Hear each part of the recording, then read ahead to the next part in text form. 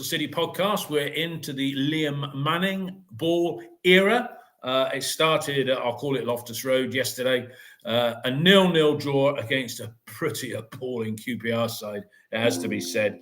I think they've only won one game at home this calendar year, which is utterly atrocious. I'm joined by my regulars, Mark and Ian, and we'll go through the game and talk about what we think about the first week under Liam and that decision, etc. I'll come to you first, Mark. What are your thoughts? What are your thoughts being on the week? How are you feeling? 2 games unbeaten we are now, for goodness sake. Yeah, haven't conceded a goal. Let's try and be positive. What do you think? Well, let's look at the positive first. Defensively, we look really strong. Dickey and Viner were outstanding in the centre, headed and volleyed away everything that was put in front of them, was mostly put in front of them and blocked everything. Dickey going forward was a threat at times as well. So that's a positive. The week, a big changeover in getting a player who looks like your son rather than your dad was quite a shock. With young Liam Manning being much more of a textbook coach rather than a manager. So he's got a complete departure from Nigel Pearson, and I think fans will have to take a lot of time in getting used to him. If you're just judging everything on his demeanour and his interviews, I think that's a bit unfair. Give the guy time, because he's a complete departure from Pearson and what we've had before. On the pitch, we looked frightened. We played with the brakes on. It looked like 2 relegation teams, and an utterly appalling game of Championship football. No incident apart from the first. Right. Stop there. Look, there's so few incidents. Don't bring them in your pre. No. I was just going to say, apart from the first minute and the last 10 minutes, there was nothing really to talk about. That's what I'll say generally. Yeah. All right. Okay, Ian, your thoughts on where we are and just a brief synopsis. Positives were we got a point away from home. We kept a clean sheet. Manning saw 90 minutes of reality. You can look at videos and training and see how people are, etc., but that was 90 minutes of reality. I think the team played for him. They tried hard. Nobody down tools. They all put a shift in. He got his substitutions absolutely right, and the defence was excellent. On the downside, it was a dreadful game of football. It wasn't the worst City performance I've ever seen, but it was one of the worst games of football I've ever seen. No shooting. We didn't create any chances. Toothless up front, lacked quality, tempo and pace.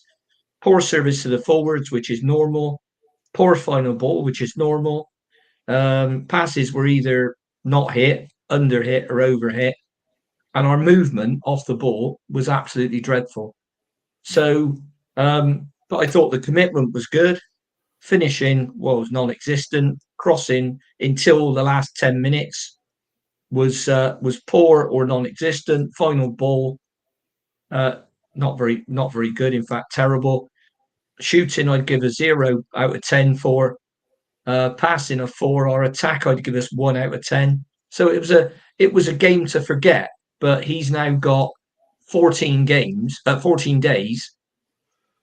to put something a lot better on the table for the Middlesbrough game. Yeah, that's what I'd expect him to do. I mean, if I saw the same 11 start against Middlesbrough, then I'd be concerned. All right, but okay. I'm not too. I'm not too despondent. I mean, people forget. I looked up some old stuff I wrote, and there was one particular season. There was 12 totally unacceptable performances under Pearson. So let's give it's one game. Give the bloke a chance. That's right. I mean, I think there's been a bit of overreaction on OTIB where people saying worst game for 2 years. No. There can't be. Yeah. Anyway, overreaction. No. Worst game for 2 years, and all the rest of it. It wasn't a good game. It wasn't a good game at all. But it's a start. You made a point there, Mark, about Liam looking down at the ground rather than looking at the interviewer in the eye. Yeah, I mean that comes with some media training. So I'm sure we've got some in-house experts that can deal with that. But we'll talk about that later on. Sticking with you, Mark, the team, there were sort of howls that Taylor Gardner-Haskins, I'm going to call him that from now on, just to be a twat. Taylor Gardner-Haskins was dropped, and in came the forgotten man of Ashton Gate, Anis Mehmeti. Were you surprised at that inclusion? The rumour has it that Liam wanted him at Oxford, but he failed his audition, and it was a surprise inclusion from the start, wasn't it? Yeah, I think, it was given Anis a perfect opportunity to prove the doubters wrong. But unfortunately, he did everything he'd done in previous games, showed no movement, no aggression, attacking the fullback who had him in his pocket. Defensively, he just got brushed aside. I think he needs, if he needs to play at all, he needs the ball in space to run into, because at the moment he just looks like a player who's on his way out of Ashton Gate. He just doesn't look strong enough in attacking phases or defensive phases. In fact, it looks a liability, because if we're pressing forward and he loses the ball, then it's going, the ball's going to be behind him. If the if the left back or the left-sided player behind him is too tight, then there'll be acres of space to attack down that side, because he's too lightweight. I mean, I described him on Bristol as being as strong as an empty crisp packet, because that's what he was, sadly. So he had every opportunity to do something, and he completely failed it. And the one time in the second half, sorry, Mark. I was going to say, Kakai had him in his pocket. The one time in the second half that he looked like he was going to break away, he tried to buy a foul, and the referee, our good friend Mr. Eltringham, would have none of it. Yeah. Well, so... Kakai, whatever his name was, he fell down, slipped in the area, and the ball may have just brushed his arm. It wasn't a penalty, but he should have done better. He just got stuck again. He had a player another City player with him. That wasn't very, very good, because really he should have dropped off to create a space to play him into. But it was just completely messed up again. And of course, if they had have exited that properly, QPR, then they could have started another attack. So all that we're crying out for is a penalty that's never going to get given, but it's just another attacking phase that's gone. Yeah. poor Ian, play. your thoughts when you saw the lineup and the Mehmeti inclusion and his performance overall? I mean, that looks like £1 million down the pan, doesn't it, really? First of all, it's not £1 million. I mean, it might add up to £1 million if he did everything that he was tasked to do with the add-ons, and he's clearly not going to do that. So I think it'd probably be closer to 400,000 or even 500,000 at the moment, and we haven't paid all that yet. So I wouldn't get too exercised about that. He looked, to me, I said he looked every inch a League One player. Andy Weimann, I think his legs are gone, because he played in his favoured position yesterday and he didn't do a thing. So when he made exactly the right, if you're going to give Manning some stick, he made exactly the right substitutions. I would have made them earlier at half time, but he made them, and after that we improved. I mean, we improved from a very, very low level. Yeah. But now, can I just clear up something that's coming in on the comments about Alan Payne said, are we seriously any better than when Nige took over? Well, you'd have to blame your mate Nige for that, because Nige approved I had final say on every single player that's come in. All right, so let's just put that out there. Perhaps people can understand why Nige didn't play him. I don't think too many people were clamouring for Mehmeti's inclusion, although Sam Bell hasn't been great.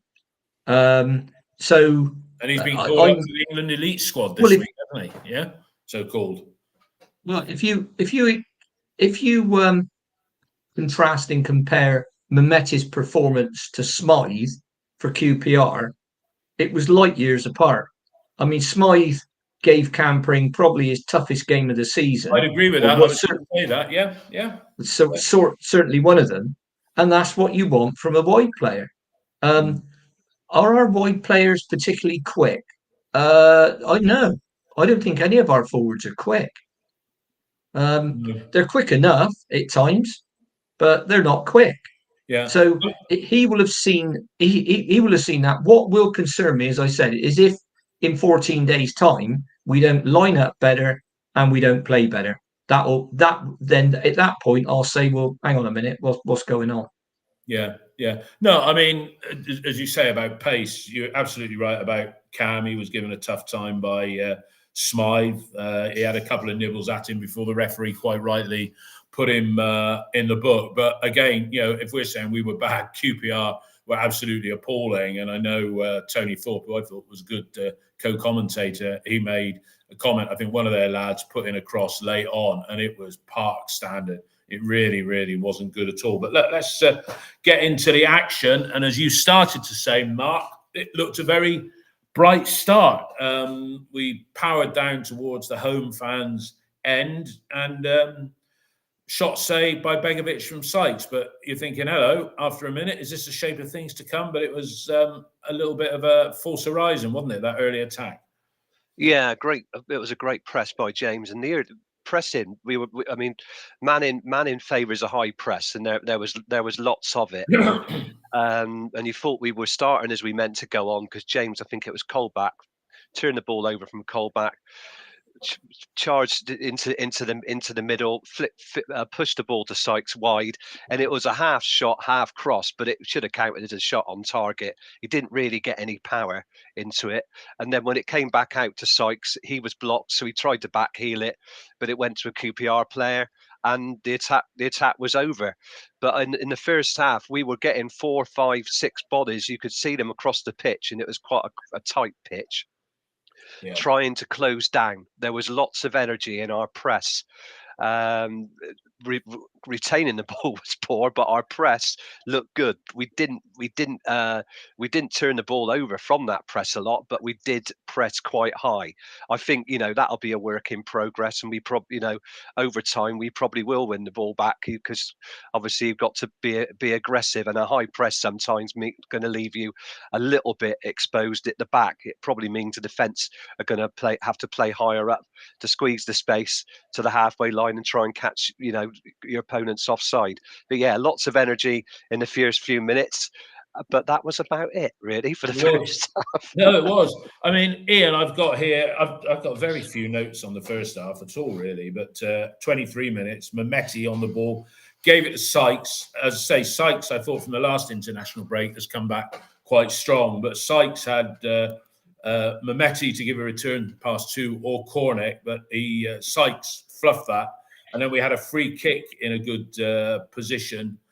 Mehmeti, we get a lot of goals from dead ball situations. And I say I must apologise, because I was sort of saying, what does Pat Mountain do? So all those dead ball situations that we do get something from, probably down to him. This was a free kick.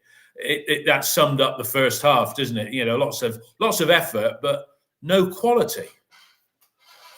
There was no quality, more or less, throughout the 90 minutes. From 22 which is why I said it was. Sorry? From all 22 players, it was a poor advertisement. Oh, yeah. Well, the only player I'd look out there and thought I wouldn't mind seeing him in a City shirt was the right winger, Smythe.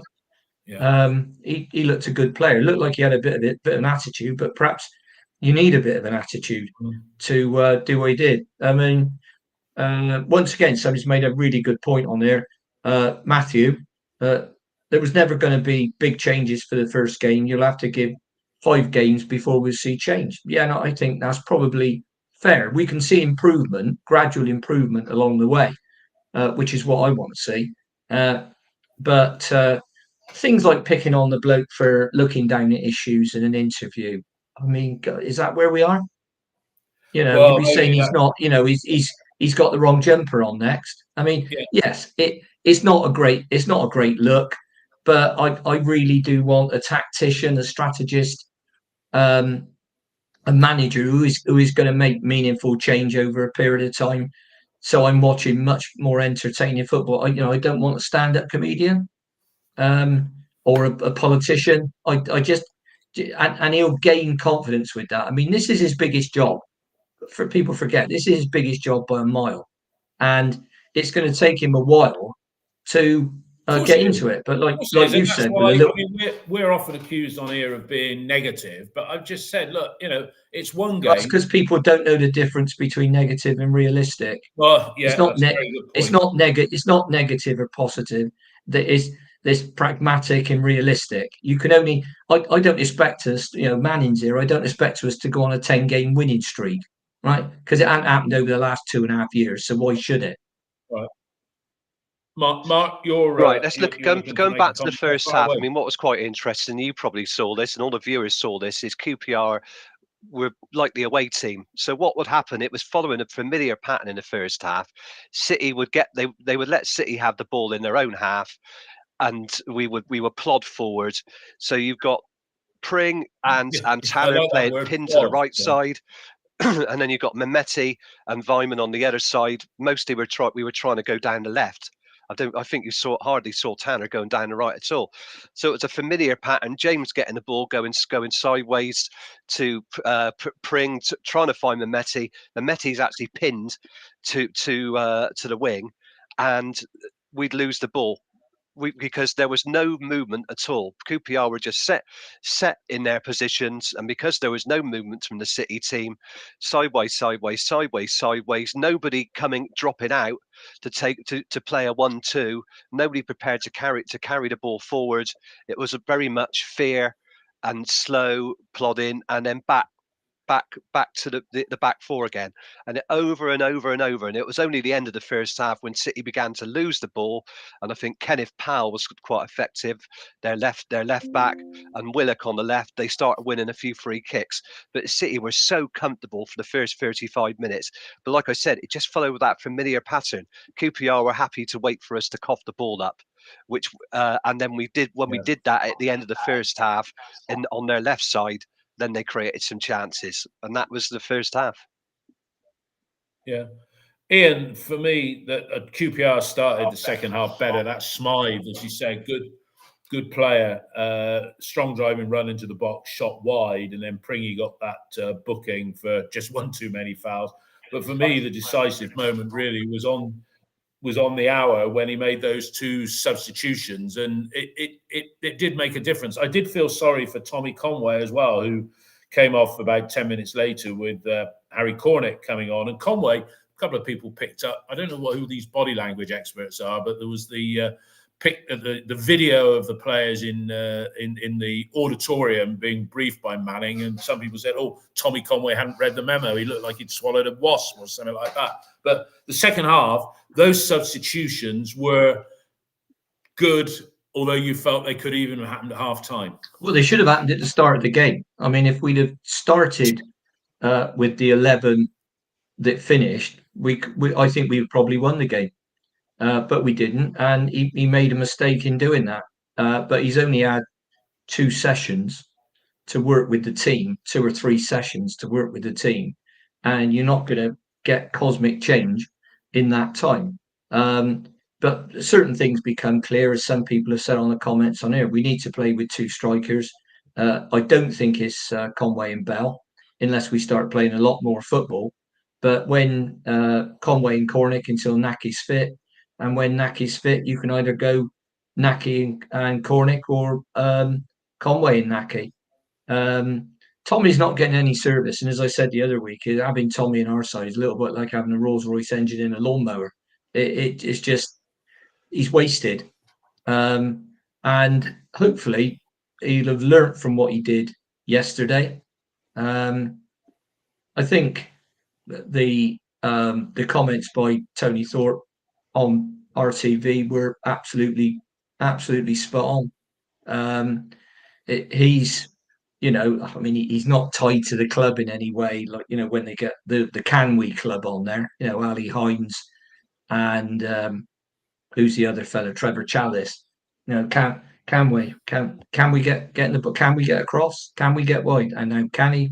Now he's on the ball. Can he give it back? And can he? Oh dear God! So I wasn't looking for cosmic change, and a few people are saying, well, we're going to win 4-0 and stuff like this. I don't think it was ever going to happen because we're just not scoring goals. So that is something. Well, It is that that end of the pitch that he needs to work on. But the issue is not only in the final third. Let's not just sit down and blame the forwards. The formation with basically two wide players and a centre forward doesn't work for us. But the midfield can't give them the ball because they can't create tempo. There's no tempo in our play. It's not quick. It's not front to.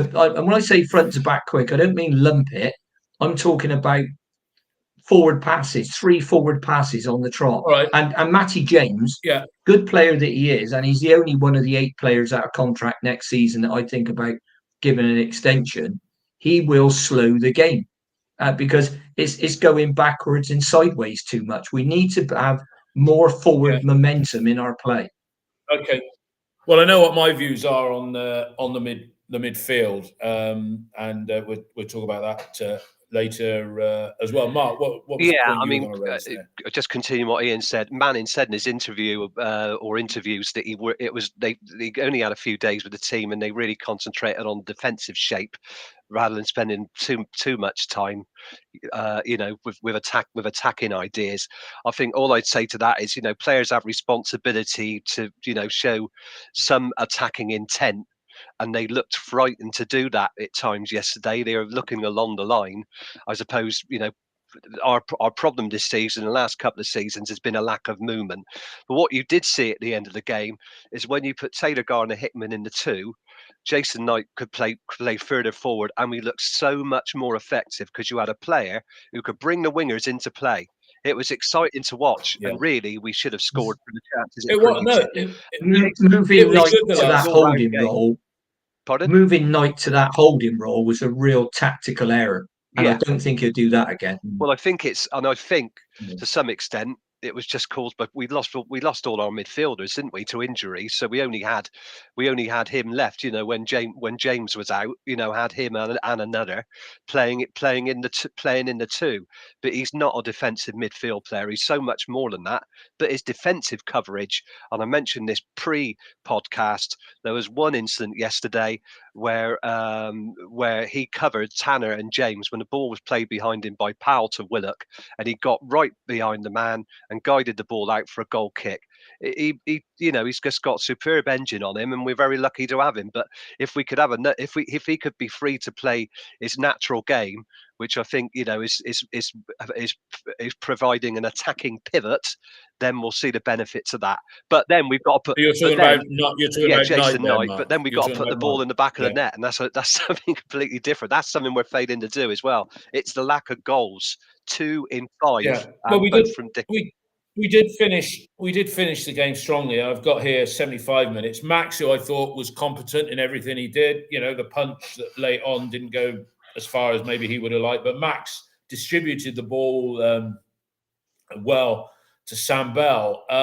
And Sam's pass was a little bit poor. Cornick got it tangled in his feet, and I blame the position of the pass rather than Harry Cornick. But Knight shot over, and then Taylor Gardner-Haskins, he had a shot that went over the top as well. But another talking point in the game, and I think we got away with this one, 78 minutes, Ian Viner on Armstrong. I've seen those given. What did you think? Yeah, it could have easily been given as a penalty, and I'm surprised Eltringham didn't, because he's not a referee that does us any favours, is he?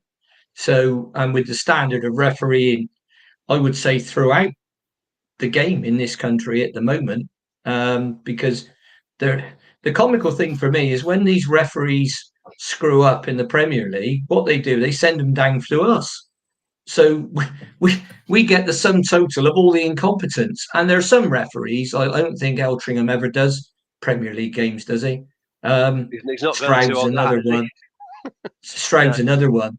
And, all joking apart, I was surprised he didn't give it, to be honest. And when I saw it, at first glance and in full speed, it just looked like a bit of what I call a coming together.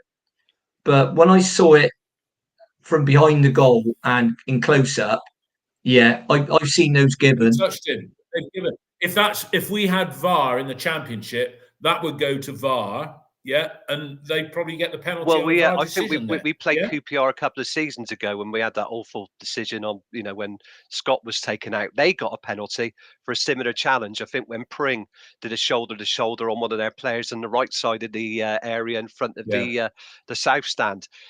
That was a penalty. He yeah, really he lent. They were racing for the ball, but he pushed him to the ground. But what you do, if you fall down, the player's going down, you fall down with the player, then it looks like a coming together. If he'd have stood upright when he's doing that, and the player yeah, goes down, then the referee's going to think taking him out. But you yeah, fall, you go with the action and fall down, and you're more likely to 9 times out of 10 you'll get away with it.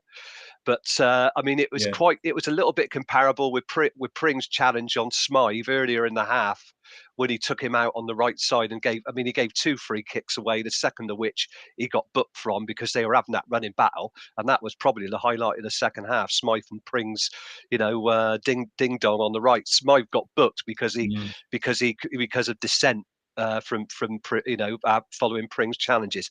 But yeah, it was Armstrong Sinclair should have got a penalty. And to be quite honest, let's face it, for all the penalties we're never given, I think we're due a bit of luck, but it could come back to haunt you yeah. if you get another one.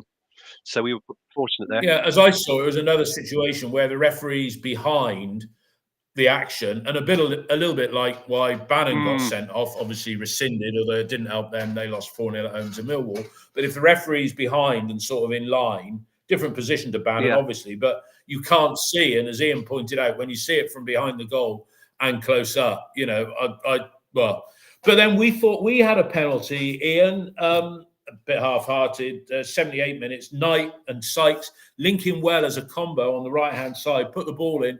Sam Bell claims he was pulled back. I think he was wishful thinking on his part. Ian, would you agree with that? It could have well been pulled back. You couldn't really see, to be honest, Dave. So I wouldn't say it definitely wasn't. It's happened to him a few times this season. There was an earlier incident at Ashton Gate. I can't remember who we were playing when he did actually get pulled back, and it was a clear penalty. But that is a symptom of the fact that he's not very strong, and he hasn't got that much of a left foot, and that's something we lack. I mean, what Tomo Boy said on the comments, could Pringy play left wing with Sykes on the right in a 4-4-2? He could, but who do you play left back? Because Roberts is still injured, and they'd have to do something like probably bring in Duncan Iden to play left back. So that's a possibility. I wouldn't like to see us try it that much, but I'll be honest. There's lots of things we could do with the formation where we could still maintain our back four. We could play a proper 4-3-3. We could play a 4-3-1-2. But however we do it, we've got to get 2 strikers on the field, because what we're doing at the moment isn't working. And continuing doing it, Einstein. It's not going to change. It's not Well, going to change, Einstein, Ian, is it? if you keep doing what you're doing, you're always going to get the same result. So, Yeah. and doing I anything mean, as else I is see it, just doing the talking same about is madness. Yeah, as I see it, I'll talk about what I was thinking in midfield. And as you say, keep the back four intact as it is, right? And I think, it's heresy. It'll be heresy in some people's eyes, but you've made a very strong point earlier, Ian, about Matty James plays sideways and forwards. If you have a midfield, and this obviously assumes Naismith is fit, but if you have Taylor, Gardner, Hickman, Knight, Naismith to give even more creativity, and then Sykes playing that wide role, that's your 4. Then up front, I think Bobby Lost and Found has said Conway and Cornick up front as a 2. That would work. I'll put that point to Mark, and then I'll come back to you as well, Ian. Does that midfield's got a bit of everything then, hasn't it? Because you've got the more enterprising and energetic Taylor Gardner Hickman in for Matty James, and Naismith for the creativity, and Knight for those bursts of speed that sadly Vyman's not showing any of that. Mark? There's one player we haven't even talked about who should be available in the next few weeks. Where do you play Rob Atkinson? Rob Atkinson, you can't play him in a 4 because you'd have to drop Viner or Dickey. So where does he feature? It'll be from the bench to begin with. But if you have him starting regularly, You can't drop Dickey. You can't drop Viner. Does that mean we revert to a back three? Possibly. Well, he's Possibly, played yeah. it, and that's a good back three. Yeah. Manning's played that. Possibly over time, you might want to play those in a back three. Where do you play Cal Naismith? Cal Naismith's played as a centre back, and people have reminded me that he's never played in midfield. He's either played on the left side or played in defence. I think you could play him in front of the defence. You know, is in a perhaps in a 3-4-3 as one of the four, or I think that's the only place you could play him because of his passing ability, definitely. But then he can't play in the back four. So where do you play him? And I was surprised he didn't get on the pitch yesterday. Oh, well, I don't think Naismith should be anywhere near the back four. Yeah, exactly. End of story. Well, it's a last man centre back. He's good on the floor, good at anticipating the game. He only suffers when he's playing against big strikers because he gets under the ball. He gets beaten in the air far too often. On the ground, he's excellent. But I think he should be playing just in front of the back four perhaps in a defensive position where he can see everything in front of him. He's not the last man, so he could play that what James is playing at the moment. But we've got to. I think we've got to play two. Either we play 4-1-3, 4-1-3-2, but we've got to have some combination with a front two because we've got nobody who can play a lone striker role. Nobody who's effective enough in the club. Ian, you're coming in next. Just want to say what Matthew Seward has said on the text feed. What about playing Knight out wide? That's a position that he played, I believe, for Derby County more than once. And the other thing about Naismith, I've seen enough of Naismith when he's at the back with errors, certainly last season, you know, where he's a liability back there. Yeah. And I think you could have Taylor, Gardner-Hickman and Naismith in front of maybe the back four. But, you know, we'll talk about transfers in a minute. Ian, you were going to make a point there just a moment ago. Well, there's two team formations I looked at that would be possible. And there is a 4-3-1-2 where you've got your width. Some people could look at it and say, where's the width come from? The width comes from your fullbacks. So your fullbacks from left to right are Pring, Dickey, Viner and Sykes. In front of them in midfield from left to right, once again, are Naismith, James, Taylor, Gardner, Hickman. In front of them in the 10 position, if you call it that, is Knight. And then up front, you at the moment, with Wells injured, you've got Cornick and Conway. The other thing you could do if you wanted to be more experimental, and Manning has played various times with a 3, you could play a 3-4-1-2. So your back 3 are from left to right are Atkinson, Dickey and Viner. Then from left to right in front of them, Pring, Taylor, Gardner, Hickman, James and Sykes. You could actually go Naismith as instead of one of those if you wanted to. And in front of them, the same 3, you've got Knight, Conway and Cornick. So you don't need to break what's right at the moment, which is the back 4, unless you have to. And you can include, if you've got the other great thing with Atkinson and Naismith coming into the team, you've got more height. So they're a bit better in the air and you can pose a threat in or do better in both penalty areas. But that, touch wood, doesn't seem to be a real problem for us at the moment. So, I mean, Knight, in the last 6 or 7 games he played for Derby, he actually played in at least 4 different positions. He played right wing back, left centre midfield, left wing, right centre midfield.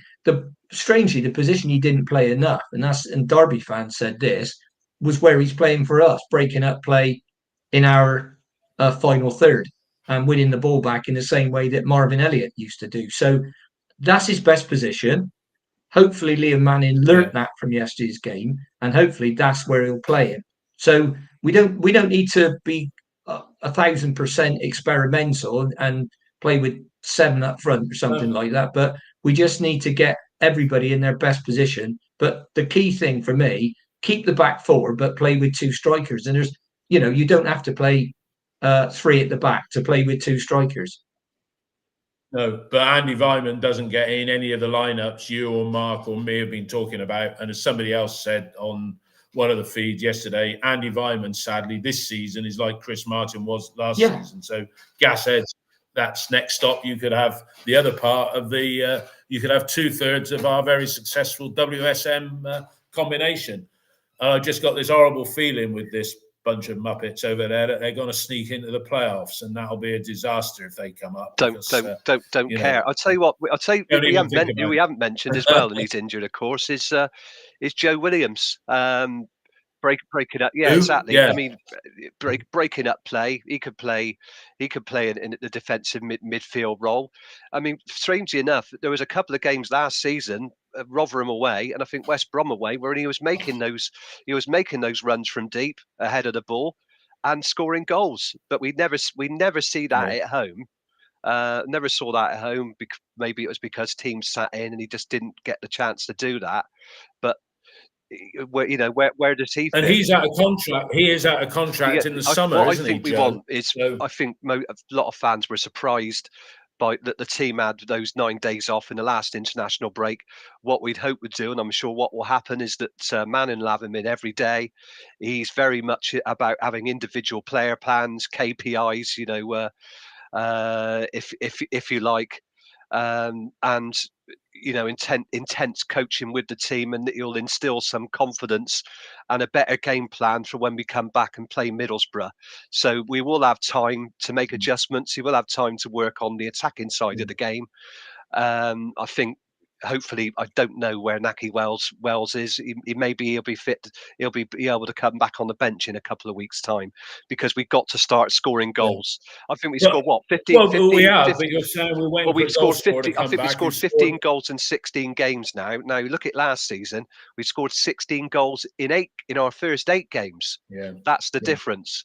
I think this thing about Nahki coming back, you got to bear in mind he's a player that scored, what is it, 1, maybe 2 goals. But he does. The thing is, he does. The thing is, he does know, how to run lines, and he's quite a clever player. But he only functions well in a 2 as well. He can't play in a lone striker. Every player this season has suffered from playing in that lone striker role because it just doesn't work. They're just not good enough. But also the ball, they're just not getting any service. Because the way the players play behind them. Dave Fevs has said on there, why are we questioning the medical team? Do we not look the fittest team we had in years? I don't think we've criticised the medical team in today's episode. No, I thought we looked incredible. I thought we looked very fit. I mean, the level of the pressing was great. At the start, and I think we will start. We will start. We're not believing the propaganda coming out from our. I'm not. It's not that. It was just about confidence. I think there was a lack of confidence in the players yesterday. The lack of confidence to get forward. Defensively, I thought we were excellent, and you could see how fit we were because how strongly we finished. That came from the fitness. So no, I wouldn't say there was any problem with fitness. Yeah. Mark, Ian, sorry, what were you going to say there? To answer Dave's latest point, we shouldn't have 9 days off, and I doubt very much if Liam Manning would allow that. If it was me, I'd have everybody back in Tuesday. I'd give them an extra day. They can have the Sunday and the Monday off. Get them in Tuesday, and then work on all the things they need to work on. Yeah. Fitness was a positive. We finished strongly. We've done what we didn't do right in the first sort of 30 minutes. We've done that to death. The reason the medical team have had criticism is the number of injured players, and that's might be one of the reasons that Dave Rennie's gone. I don't know. We don't know if he was sacked. Or he said, "Well, I've had enough of this." Nigel's. I think think he's worked with a guy for 25 years. I think there's a bit of that in there, and the injury. Well, the injury. Sorry, we've still got 8 out. Yeah, we have. Right? So let's not say we've cured the injury situation. I was chatting to a Brentford fan. The other day, and there seems to be a lot more volume of players injured and being out for longer periods. I mean, look what's happened with Newcastle. Alex Scott was out for 6 months, and now he's done another knee. It looks a fairly innocuous challenge, what I saw there. And he's going to be out for months. Now, I don't think it's an ACL, is it? And is there an MCL type injury? But, you know, we're trying to dig down into things that we don't know. Although saying that, when we were also, both of you were saying, and maybe I said as well, you know, Liam hasn't had much of a chance to look at the squad. I mean, it's not like everybody cleared off, right? To say to him, look, Andy Weiman's legs have gone, you know, and so is not playing that great. You know, there are people like Cisse and Mountain there in the background that could say, oh, are you sure you want to do that? Yeah. So Tinian. And Tinian. I mean, you know, I mean, we said there was alleged interference. Is Andy King injured, by the way, chaps, or not? Yeah, he did his hamstring again. He is injured. Can I just ask a question? Because Dave's asked this in the chat, and I said the players had 9. Well, the clubs. I think John Lansdowne alluded to the fact that one of Nigel Pearson's problems was that the players were given 9 days off over the international break. Can we just clear that up? I don't think that maybe wasn't correct. Obviously, the player would have their individual fitness plan, so they did keep fit. What was the story on this? Can we just clear this up once and for all? Apologies. The players went away for either 9 days or 10 days in the 2 international breaks. They came back for the Wednesday before the commentary came. That's the bloody problem. Right. They were off that length of time. The thing is, if you're going to work on things like, I mean, Manning would need to have him in. I would think he can do what he wants. He's the head coach. But Manning will need to have him in because there's a lot of stuff he needs to work on. And John Lansdowne, what was the phrase he used? Unconditioned. Deconditioned. No. That was one thing he said. But what was the phrase he used? Unheard of. He said that teams having that amount of time off during the international breaks. I'm not talking about the players that go away on the international breaks. I'm talking about the players that are left behind, if you will. And he said it was unheard of. Now, he must have been talking with somebody did he mean unheard of at Bristol City, or did he mean unheard of because I've been talking to the chairman at 10 other clubs? He'd have to explain that. But he felt there was a danger of the players coming back unconditioned. Now, it's the same when they go to internationals. Callum O'Dowda was a classic. He used to, you know, he would be like injured. International game comes up like Lazarus from his sickbed. Off he'd go to the international, and lo and behold, he'd come back injured. So, and some of our players, I think it was Max and Mark Sykes, didn't play for Ireland. It was Knighty played 2 whole games. So, as far as my memory serves me. So, look, it will be up to Liam Manning to know what time off the players get and to get them in, and he will have a lot of training sessions. He can have double sessions in a day if he wants. Say, right, this is what we're going to do against Borough. He'll have a chance to speak to his analysts about how do Borough play, how do they set up, strengths, weaknesses, etc., etc. And then he'll be able to say, right, so we're going to set up this way. Now, we don't know if, for example, Naki might be back. We don't know. So we need the players that, assuming that the usual suspects. Max didn't get picked in the Ireland squad this time, so you'll have Sykes in Knight going away. Anis Mehmeti, is it? Well, Dave has just said it. And sorry, Dave has just said we will be missing Knight, Sykes, Conway, and Bell. I'm not bothered about Mehmeti. So, as Dave has said, he is restricted into how much he can do. Because getting back, he did say, sorry, Ian, let me. That's what the under 20. That's what the under 21s are for. So you can play 11 against 11, and yeah, but if you're still imparting knowledge, you can still do 11 against 11. But there's key players that won't be getting the message. Now, he did say in his post, somebody asked him in the post-match presser, "What are you doing in the international break?" And he said it's going to be a mix of rest, physical, and tactical. Now, we know nothing. But for me, right, if that international break in October, where they finished on the 7th. They didn't come back until the Wednesday before the Coventry game. That might explain why the opening half of that game was so crap, because they were leggy. What I think would make sense is to say to the lads, right, you can have until Thursday off, right? So give them that extended break at the beginning part of it, and then get them in Friday, Saturday, Sunday, Monday off, Tuesday, Wednesday, Thursday, Friday, leaving up to the Borough game. So you've given them a break. You've given them a weekend experience. They could even have a practice 11 against 11 on a Sunday up at the training ground, yeah? And then you'd have a full normal week's training in readiness for the Borough game, because that's going to be a tough game. They turned Leicester over yesterday. The point is that you'll have much more time to prepare most of the players than he's had over the last couple of days. Yeah. So we should see something more like what he wants to do. But I agree with the earlier point.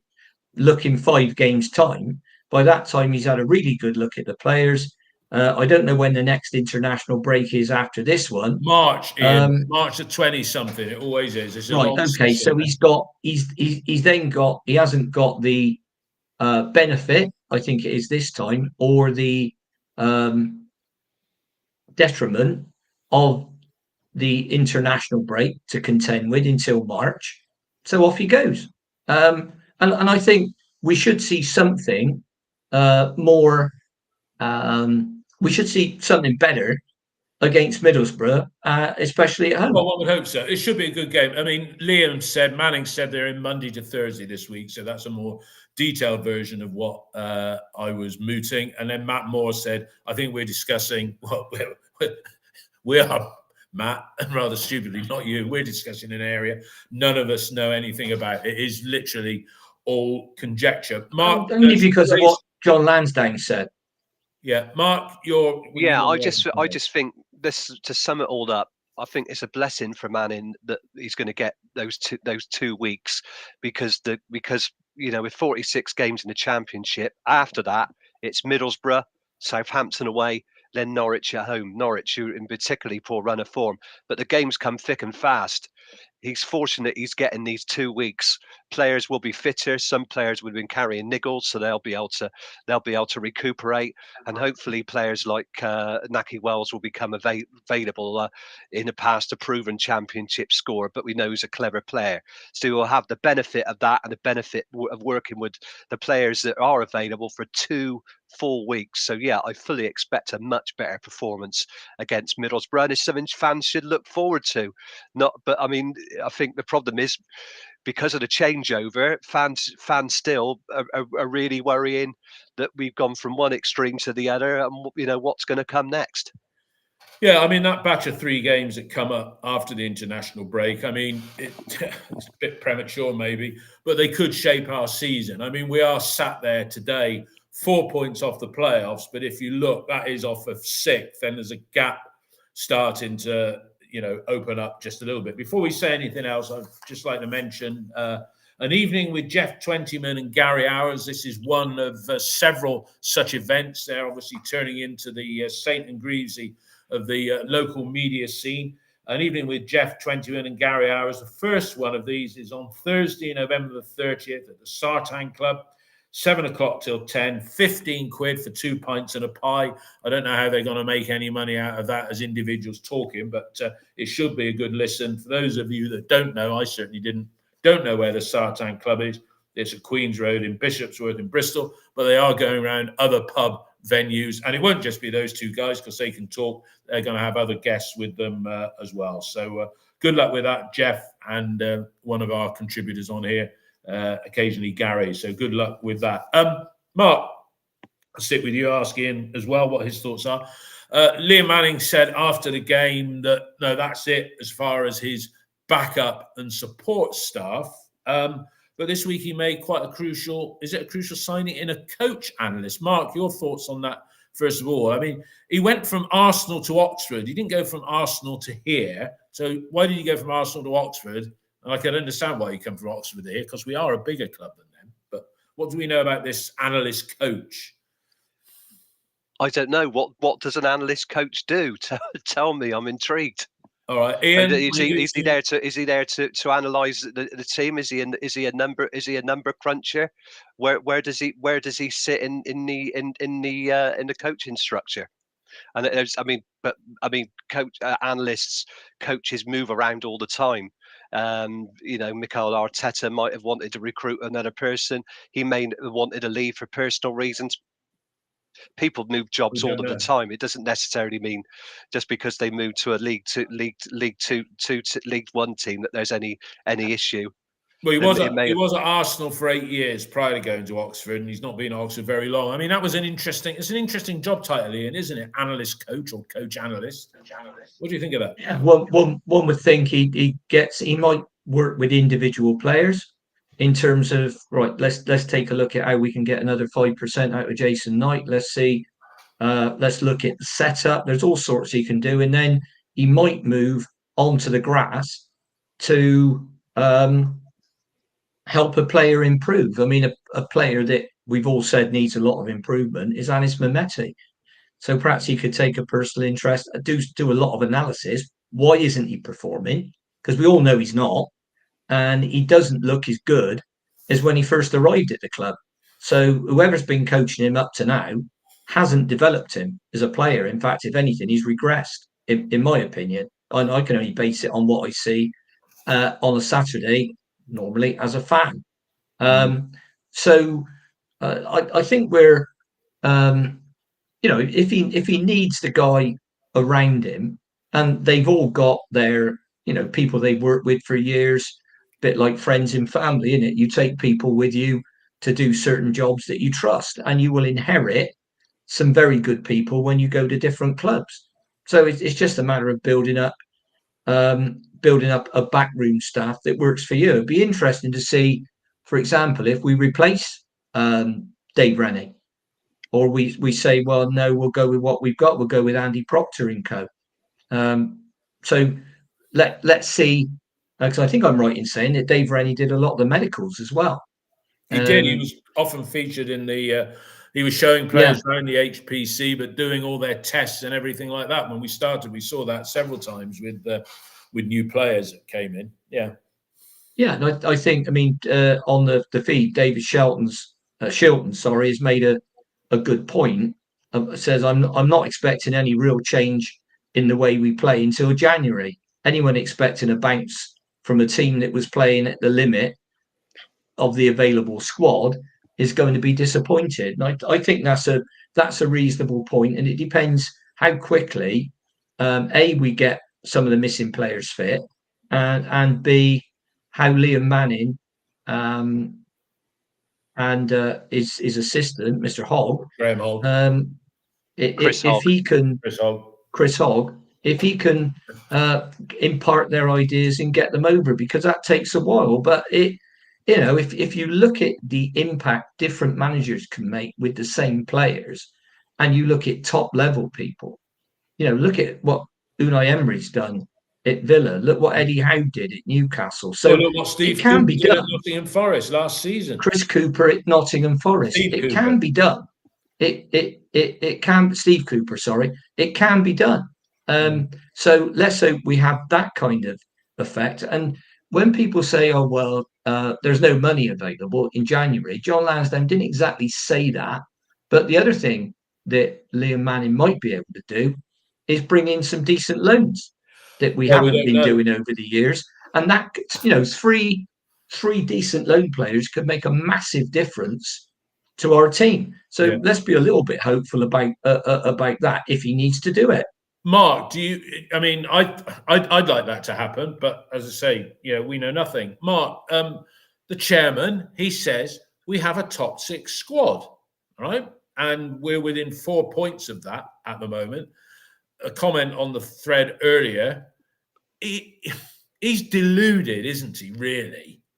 Yeah, I suppose deluded is a bit far to go, but the proof of the pudding's in the eating. So what was on show yesterday showed you our deficiencies. Again, same thing against Sheffield Wednesday. Exactly why we won't compete for a top 6.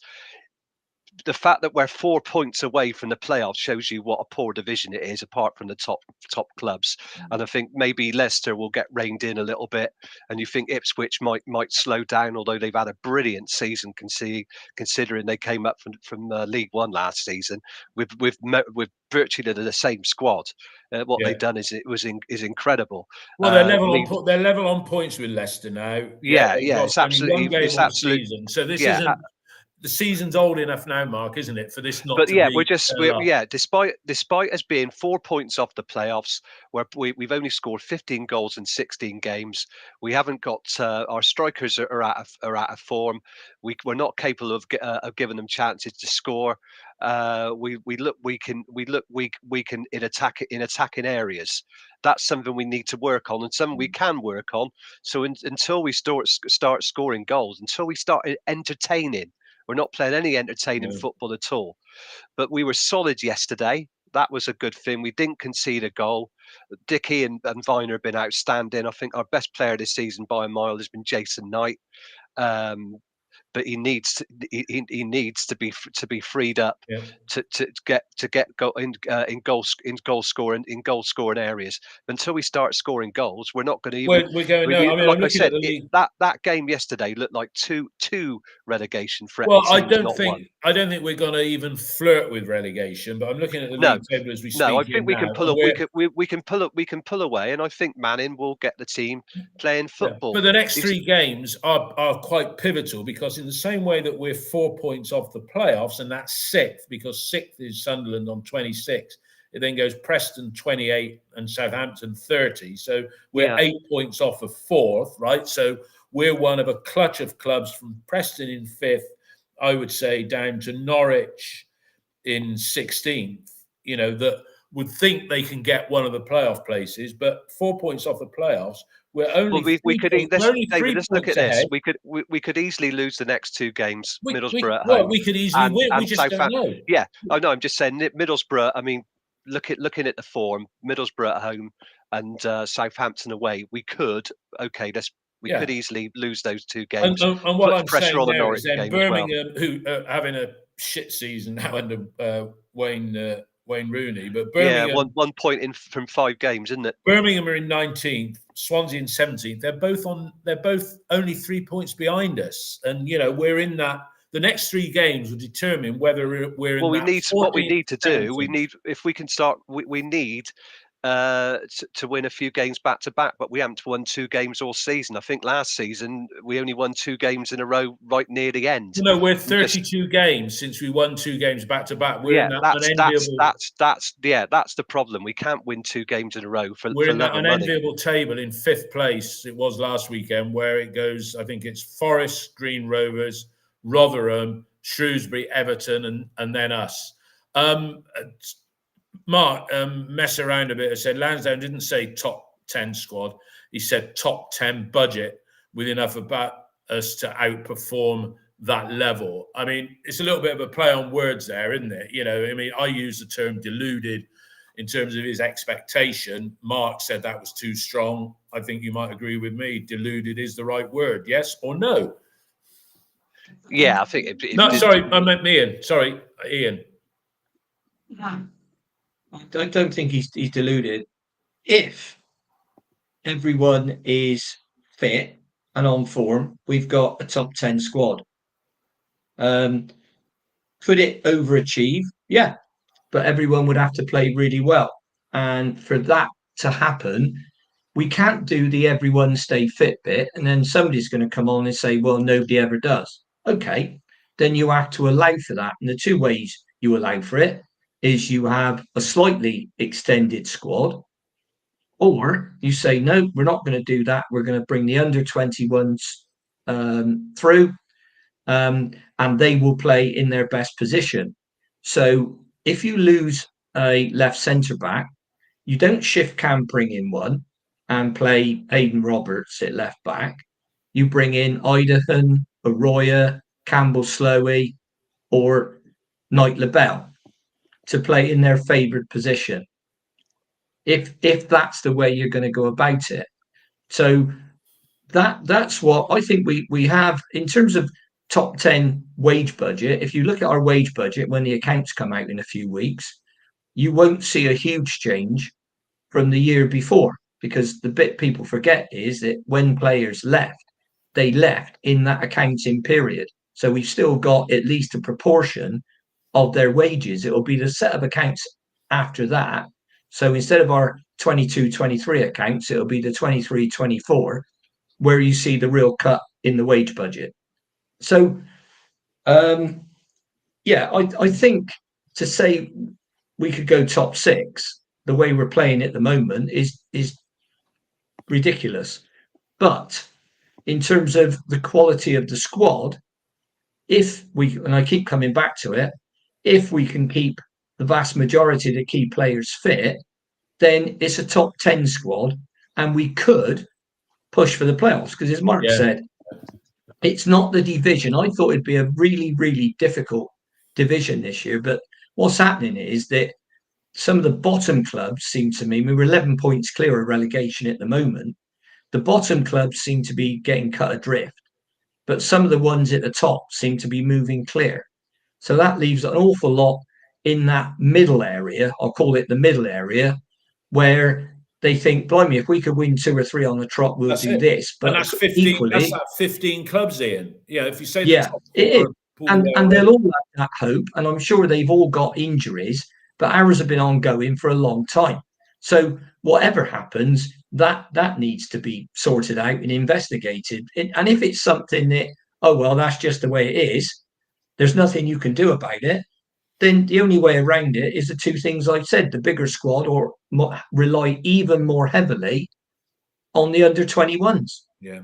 Simple. I can't see another solution. Not naming a full bench yesterday seems a little bit of a silly move, because not naming it could tell you that he's had a look and he doesn't think the quality's there, or he wants to see some of the under 21s. Don't want them on the bench, but I think he'll spend a decent amount of time. I don't know if we've got any under 21 games over the next couple of weeks, but I think he'll spend a decent amount of time looking at them to see who may be available for the step up, because we keep talking about how good our academy is, and we've brought players through. So there's a point at which they either have to go out on loan to a decent club, somebody in League One, League Two, or they have to come through in our team. And so those are the 2 alternatives I can see. But you need to believe in one way or the other. Yeah. Come January, you've got the loan market open again, and there will be some good players available. So, and these players coming back. I mean, I'm itching to see McCrory play. And I mean, again, do we?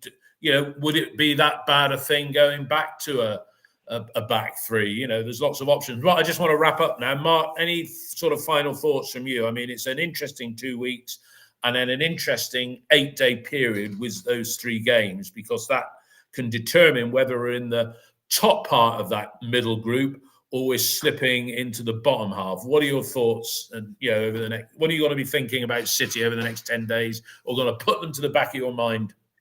Period. I think we'll be watching interviews with Liam Manning that will be floating across the Robins TV, and we'll be absorbing what he said. But don't read too much into his demeanour. He's probably a little bit more like Sean O'Driscoll, and that he's a coach, and he talks, like a textbook coach.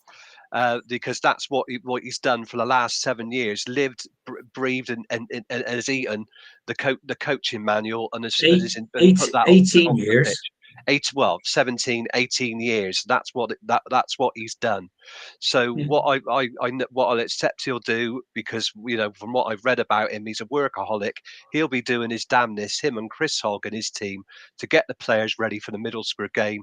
And I'm sure that we'll see a much better performance on the pitch from that team. There'll be a great crowd there.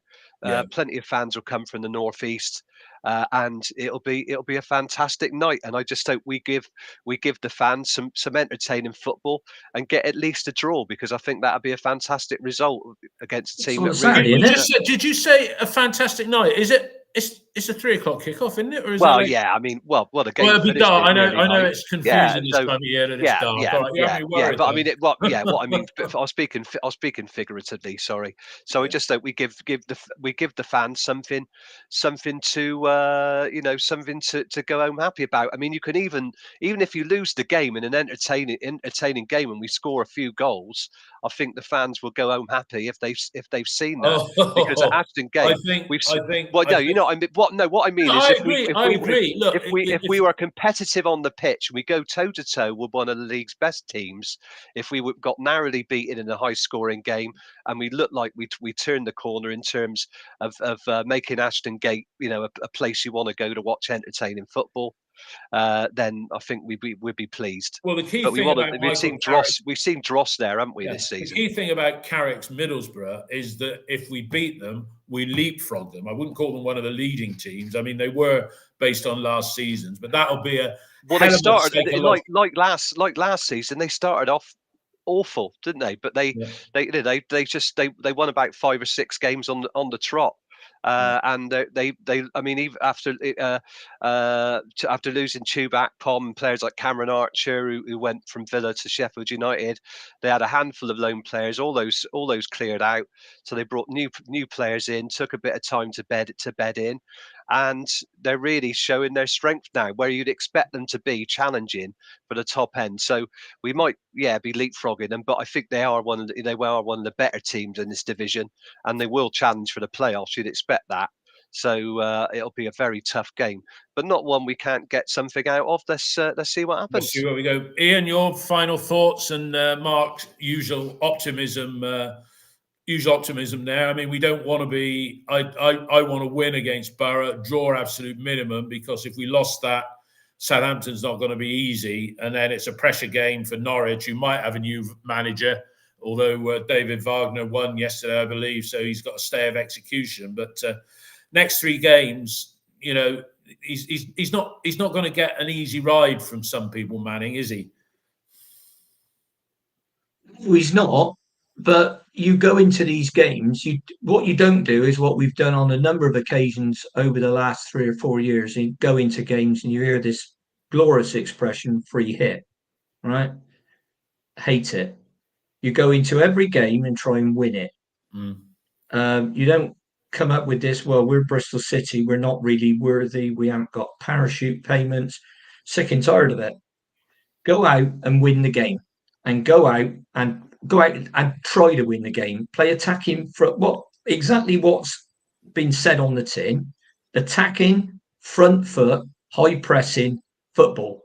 Now, if we got the fitness, we can do it for 90 minutes or biggest part of, or you can do it for long enough to get 2 or 3 goals up, and then you can sit back. And I'm not saying relax, but you don't need to be pressing quite as high and pressing quite as much, because the game's over. So that's what I'm expecting. I'm expecting to see the attacking front foot football. We know we're solid. Pearson's made us solid. He also stopped us scoring goals. I mean, Mark talks about the season before, when we got 16 goals in the first 8 games, and then they completely and utterly dried up to below a goal a game. So that is something that we haven't had that. I'll call it a balance.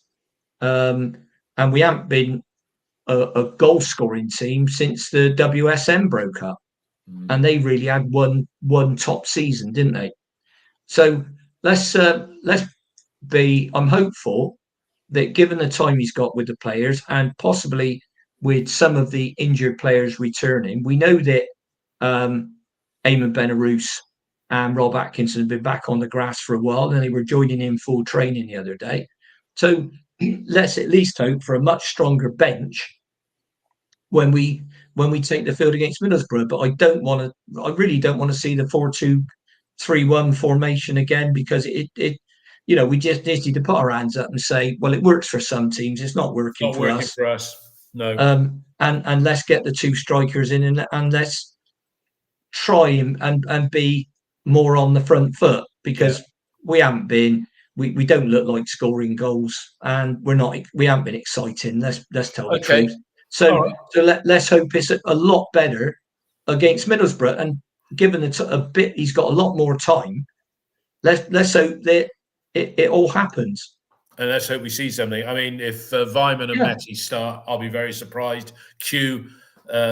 Weimann getting a brace of goals, because when he does score, Andy Weimann, he does get them in glitches. So I hope for his own personal career sake, and obviously for the club as well, that maybe he does come back. But both of those, as Ian and Mark have both said, Manning must have learned that he shouldn't really start the next game with either of those two in there. Somebody said something rather concerning, was that, we work to budgets, and, could we send Taylor Gardner-Hickman back on loan, back to West Brom, and free up the £1 million that is the agreed sum there?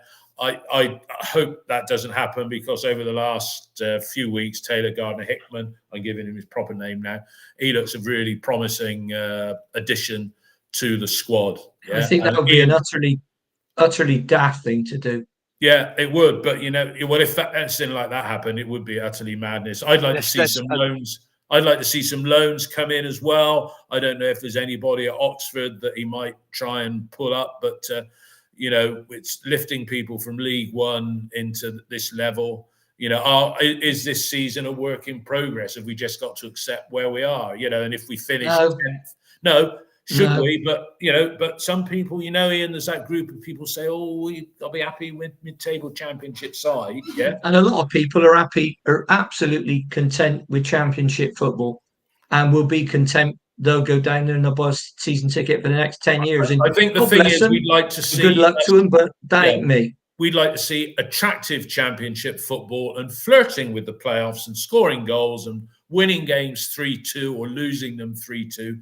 But there's no reason, David. If you get the recruitment right, big thing. You get a style, and you get the players to put that into action on the pitch.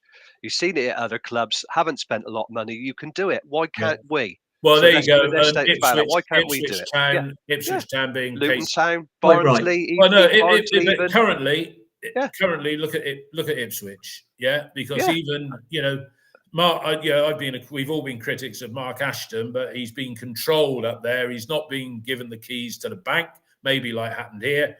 But Ipswich, that ain't no fluke. They're up there, and they took a chance. They got Kieran McKenna, who'd been an assistant manager, good CV, worked his way up, never managed a club before. Lots of Ipswich fans would have said, even in League One, a team who've won European Cups. Remember, they won the UEFA Cup. I know it was in 1981, but they've actually won cups, even if they are the country cousins from East Anglia. They'd have gone sniffily. Kieran, who? Look where they are now. They stuck with him. Look what he's done. And we'd have done if we'd have gone foreign. And what would we have thought if we'd have ended up with that Figuentes or whatever his name is, a QPR? Marta Cifuentes, Cifuentes, What if we'd had Roberto De Zerbi, who's at Brighton? Yeah. Even another bloke. What's he ever done? I know. It just shows, isn't it? Exactly. That it's the luck of the game. Anyway, thanks everybody who's listening, the audience building. We're getting lots of subscribers on YouTube, so thanks for that. Thanks for your comments as well. Yeah, but mainly positive. I know I've got the Ready Breck look. I'm going to get rid of that background picture on here. I'm not going off for my Ready Breck now. I've already had some. It would be nice though if you mention things enough. Then you might get supported. Years ago, there was about Janis Joplin, because she spent so much time. I think it was with Southern Comfort. She was selling bottles on her own for just appearing a bit so often. So if you mention Ready Breck enough, David, you might find one day you go outside your front door and there might be a van with boxes. You never know. And I'm looking at your shoe collection behind Mark. I don't know whether you wear those pink trainers. I don't know whether they. The Imelda Marcus of YouTube. Yeah, that's me. Anyway, let's call it a day there. Let's call it a Sunday. Have a good international break, everybody. Don't take too much time off. We want you back and ready for November the 25th. But thanks, everybody, for watching. All the best to you all. Cheers. Bye now. God bless.